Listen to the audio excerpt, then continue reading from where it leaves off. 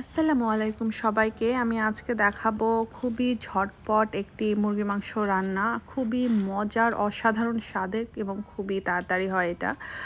এটা রান্না করার জন্য প্রথমে আমি একটা মুরগি কেটে নিয়ে পানি ঝরিয়ে রেখেছিলাম এবং যে প্যানে রান্না করব সেই প্যানে মুরগিটা দিয়ে সামান্য একটু লবণ দিয়েছি। তারপরে মুরগি রান্না করার জন্য যত গুঁড়া মশলা যেমন আদা, জিরা গুঁড়া, ধনিয়া গুঁড়া, শুকনা মরিচের গুঁড়া, হলুদের গুঁড়া সব কিছু দিয়ে নিয়েছি।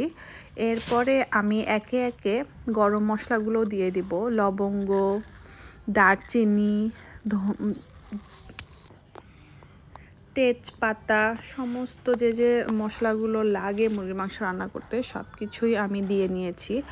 আপনারা এই মাংসটা যদি একবার ট্রাই করেন তারপরে আপনারা আমাকে ধন্যবাদ দিতে বাধ্য হবেন, কারণ এত মজার হয় এবং এত সহজে এই মাংসটা রান্না কমপ্লিট করা যায় যে কি বলবো। আসলে আমি আসলে এভাবেই রান্না করি, তাতে দেখা যায় যে আমার সময়ও অনেক বাঁচে এবং খুবই মজার হয় খেতে।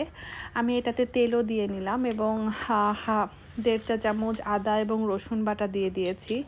এই রান্নাটাতে শুধু আমি একটা ডিফারেন্ট ট্রিক্স করি, একটু টমেটো সস দিয়ে নিই, তাতে রান্নাটা আরও বেশি মজার হয়। এবং বেরেস্তা দিয়ে দিই, সরাসরি পেঁয়াজ বাটাটা না দিয়ে বা অনেক বেশি পেঁয়াজ না দিয়ে একটু বেশি পরিমাণে বেরেস্তা এবং একটু সামান্য পরিমাণে পেঁয়াজ দিয়ে ভালো মতো করে মেখে ম্যারিনেট করে আমি এটা রেখে দিই। হয়তো আমি কোথাও যাব তার আগে হয়তো এটা ম্যারিনেট করে রেখে চলে গেলাম, বা আমি অনেক পরে রান্না করব তার আগে একটু ম্যারিনেট করে এটা রেখে দিই। দেওয়ার পরে আমি দেখা যায় যে যখন আমার খেতে হবে তার কিছুক্ষণ আগেই আমি এটা চুলায় বসিয়ে দিই। তখন আমার আর মশলা টশলা ধরা বা কোনো ঝামেলা কোনো কিছুই থাকে না।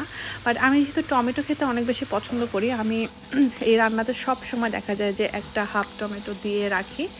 সেটা টমেটো থেকে আস্তে আস্তে যে পানিটা বের হয়, ওটা বের হয়ে মুরগির মাংসটা আরও বেশি সুন্দর ফ্লেভারফুল হয়, যেটা আমার কাছে খুব ভালো লাগে। আপনারা দেখছেন যে আমি এইটাতে কোনো রকমের পানি ব্যবহার করিনি, কোনো রকমের তেল এক্সট্রা ব্যবহার করিনি। এই মুরগির মাংসটাই আমি চুলার উপরে দিয়ে অনেকক্ষণ কষিয়ে নিয়েছি, ভুনিয়ে নিয়েছি এবং মোটামুটি একটা কাবাবের মতো ফ্লেভার যখন চলে আসে, পোড়া পোড়া কাবাবের মতো যখন ফ্লেভার চলে আসে, মশলাগুলো নিচে লেগে যাচ্ছে এবং মুরগির মাংস থেকে সমস্ত পানিগুলো বের হয়ে এসে ড্রাই হয়েছে, তারপরে আমি গরম পানি 1 মগের মতো দিয়ে একবারে পানি ঢেলে দিয়েছিলাম। দিয়ে আমি এটা ঢাকনা বন্ধ করে রান্না করেছিলাম 10 মিনিটের মতো, যাতে মুরগির মাংসগুলো খুব ভালো মতো সেদ্ধ হয়ে যায়। এবং তারপরেই আরেকটু নাড়াচাড়া করে আপনারা দেখতে পাচ্ছেন যে এত সহজে এবং কোনো ঝামেলা হয় না রান্না করার সময়।